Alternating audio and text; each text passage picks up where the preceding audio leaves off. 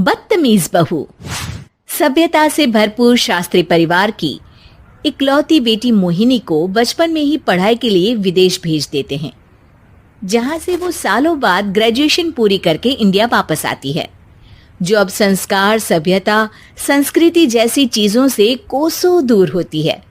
एक सुबह Mohini short dress पहने, कानों में हेडफोन लगाए जोर जोर से इंग्लिश गाने गाती हुई घर में घूम रही होती है।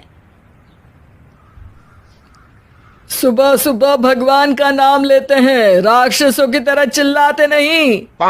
पॉप्स, आपको अच्छे गाने की बिल्कुल समझ नहीं है, so take a chill pill. अरे मोहिनी, पापा से ऐसे बात करते हैं क्या? सारी तमीज भूल गई हो। ओह मॉम प्लीज, इतनी बड़ी भी कोई बात नहीं हुई, सो डोंट ओवर रिएक्ट। ऐसे ही दिन बीतते हैं जिसमें मोहिनी के तौर तरीके, रहने और बात करने का ढंग उसकी मम्मी पापा को परेशान करने लगता है। भला कोई मानेगा कि ये मेरी बेटी है? रीति रिवाज और संस्कारों से तो इसका दूर दूर तक कोई नाता नहीं, और अब तो लगता भी नहीं कि कभी होगा। अरे ऐसे कैसे नहीं होगा? लड़कियां सारे नखरे अपने माँ बाप को ही दिखाती है। ससुराल जाकर उन्हें सब कुछ करना भी पड़ता है और मानना भी। पत्नी की बात शास्त्री जी समझ जाते हैं और कुछ ही दिनों में अपने से भी ज्यादा धार्मिक परिवार में निखिल के साथ मोहिनी का रिश्ता पक्का कर देते हैं। रिश्ता तो पक्का कर दिया, पर यहाँ मोहिनी को कैसे मनाएंगे? शादी ब्याह के मामले में आटे में नमक जितना झूठ तो चलता है जी। इसी तरह एक के बाद एक तिकड़म लगाते हुए दोनों मिलकर मोहिनी को शादी के लिए तैयार कर लेते हैं और मोहिनी निखिल की शादी हो जाती है, जिसके अगले दिन से ही मोहिनी दोबारा अपने पूरे अवतार में शॉर्ट ड्रेस पहनकर घर में घूमने लगती है।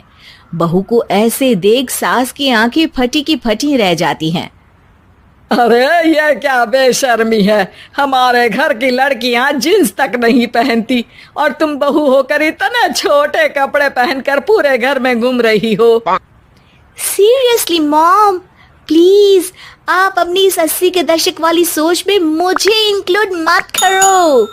हाय तौबा, एक तो बेशर्मी दिखाती है, ऊपर से सास के साथ जुबान भी लड़ाती है। अरे जल्दी कपड़े बदल कर आ, घर की पहली आरती तुम्हें ही करनी है। इतनी देर में निखिल भी वहां आ जाता है। माँ, पापा आने वाले हैं, पूजा का सारा सामान तैयार है ना? ये पूजा हमेशा मेरे बॉयफ्रेंड्स के पीछे पड़ी रहती थी और अब हस्बैंड के पीछे भी आ गई।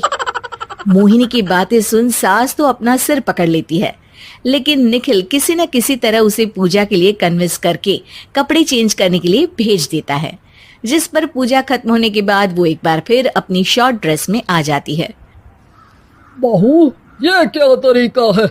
संस्कार नाम की कोई चीज है या नहीं? नहीं ससुर जी, संस्कार मेरा दूसरा बॉयफ्रेंड था, अब तो मेरा उससे कोई कांटेक्ट नहीं है। मोहिनी का जवाब सुन के ससुर तो भगवान नाम जपते वहां से चले जाते हैं, लेकिन सास बहू के बीच कहा सुनी फिर शुरू हो जाती है, जिसे इग्नोर करते हुए मोहिनी घर से बाहर चली जाती है और देर रात घर वापस आती है। मोहिनी, मैं जानता हूँ कि तुम विदेश में रही हो और तुम्हें वहीं की आदत है, पर यहाँ चीजें कुछ अलग है। अगर तुम उस हिसाब से कुछ एडजस्ट कर लो तो सबके लिए सही हो जाएगा। I am not in a lecture mood. Good night. अगली सुबह मोहिनी देर से उठकर एक बार फिर उसी तरह सबके सामने आती है, जिस पर उसकी सास कुछ बोले उससे पहले ही मोहिनी की दोस्त मोनिका और रेचल वहां आ जाती हैं। Oh hi darling, how are you? OMG, we missed you so much. I missed you too, darling. Ram Ram, इन्होंने तो तुमसे भी छोटे कपड़े पहने हैं। अरे तुम लोगों के अंदर कोई शर्म लिहाज बाकी भी है या सब बेच खाई? मोहिनी, तुम्हारी मेड कुछ ज्यादा नहीं बोलती? इस पर मोहिनी की दोस्त उसकी सास का मजाक बनाने लगती है, जिसे सुन निखिल उन्हें जवाब देते हुए कड़वे शब्द सुना देता है और वो सुन के वो दोनों तो मुंह बनाए वहां से चली जाती है, लेकिन गुस्से से लाल मोहिनी वहीं खड़ी निखिल को घूरती रहती है। घूर क्या रही हो? तुमसे शादी की ये सोचकर कि विदेश में पढ़ी लिखी हो, घर में कोई पॉजिटिव चेंज लाओगी, अपनी करियर के लिए एम्बिशियस होगी, पर अपने इस बिहेवियर से उस पढ़ाई के साथ साथ अपने मम्मी पापा के नाम को भी डुबो रही हो। अगर तुम्हें ऐसे ही हाल रखना है तो यहाँ रहने की कोई जरूरत नहीं है।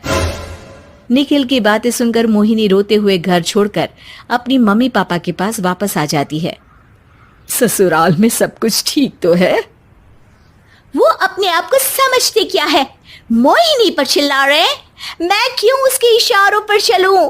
मैं अपनी लाइफ अपने तरीके से जीना चाहती हूँ और वो ना आप लोगों को मंजूर था और ना ही उन्हें है।